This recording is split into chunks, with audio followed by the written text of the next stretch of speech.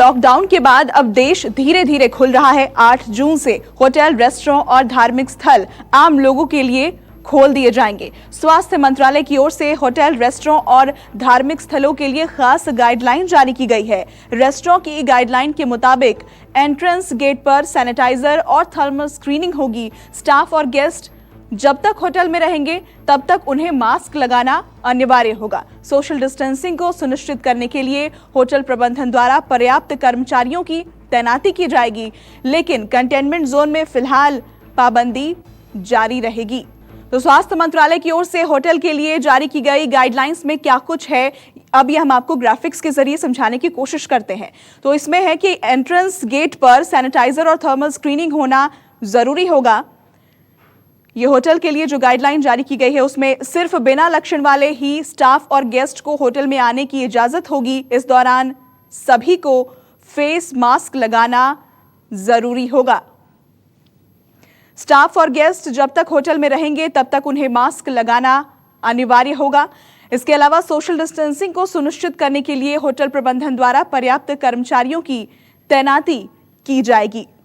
वहीं होटल में एंट्री के लिए लगने वाली कतार में लोगों के बीच कम से कम 6 फीट की दूरी होनी चाहिए ताकि सोशल डिस्टेंसिंग का पालन हो सके। कर्मचारियों को ग्लव्स पहनकर रहना होगा और अन्य आवश्यक एहतियाती उपाय भी इस दौरान करने होंगे।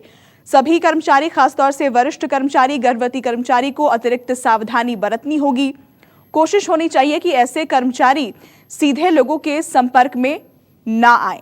ज्यादा लोगों के एकत्रित होने पर पाबंदी अभी भी बनी हुई है। इसके अलावा मेहमानों, कर्मचारियों और सामानों के लिए अलग से एंट्री और एग्जिट की व्यवस्था होनी चाहिए। गेस्ट की travel history, medical status, ID और स्वयं घोषणा पत्र को रिसेप्शन पर देना होगा।